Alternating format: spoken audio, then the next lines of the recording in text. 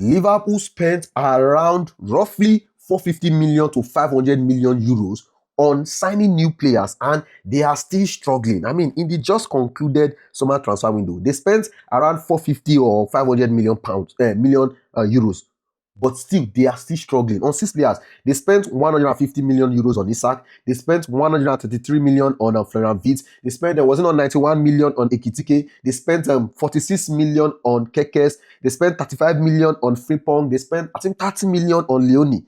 Those are the 6 players that I can remember. Again, my numbers might be wrong, so don't be angry, but it's close. It's roughly that amount. So if you sum all these things, it's up to 450 or even up to 500 million euros that Liverpool spent. Now, you would think that spending this much would make Liverpool better, right? But no, wrong. Spending that much did not make Liverpool better. I have said this thing countless times. It is not about buying expensive players. It is about buying the right players for your team. I watched it unfold in my eyes, before my eyes. Bluco first season, Todd Bowley first season, Thomas Tuchel. That season that Thomas Tuchel was sacked. Look at the way we spent.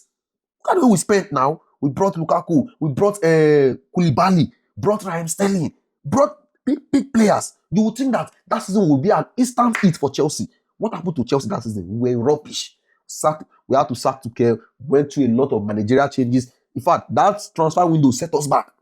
So when Liverpool were buying all these things, I was like, hey, it's not by buying all these players, but most football fans were like, yes, Liverpool is doing it. That is how big teams are supposed to do. Big teams are supposed to go. Spend heavily on players. Bring big players to your team and win.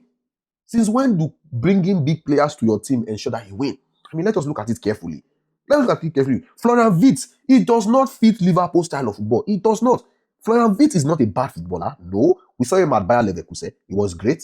But when he came to Liverpool, he's not great again. What happened? He doesn't suit the style of Liverpool. I will not go into details. Look at Isak. Isak was not needed because Liverpool already had Ekitike. You already had Ekitike that was firing for you. Why did you need to go and buy Isak? And when you bought Isak, it meant that you had to push Ekitike to the bench. Again, wrong move.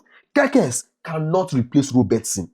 They are not on the same wavelength. I know Kekes did a lot for Bournemouth last season. I respect him. In fact, I still give him accolades. But bringing Kekes from Bournemouth and into a Liverpool team, when Liverpool and Bournemouth, they play 2 different styles of football. Just foolishness. Did not replace Robertson. Frimpong is not an upgrade on Trent Alexander-Arnold. He's not. I mean, if you watch Trent Alexander-Arnold, you might say he's not good at defending. He's not good at this, he's not good at that. But once Trent Alexander-Arnold spam those passes, once he sends those passes, it will open your attack. So what he did not have in defending, he had enough ×2 of it in attacking. So that was the thing for Trent. For Frimpong, you cannot say Frimpong is a better passer than Trent Alexander-Arnold. You cannot say Frimpong is better at creating chances than Trent Alexander-Arnold. What is Frimpong better at when it comes to Trent Alexander-Arnold? Nothing. See, Chelsea fans, this is a lesson. Learn lesson from this Liverpool. Buying big names does not guarantee success. You need players who fit your team style of football. Football is a teamwork, tactics and fit, not just about money. Look at how much Liverpool has spent. They've lost 4 games in a row. Chelsea, we did not spend up to that. We've not lost 4 games in a row. We've not lost 4 games in a row. I'm talking about this transfer window. Before people start mentioning 2 billion. I'm talking about this transfer window. We've not lost.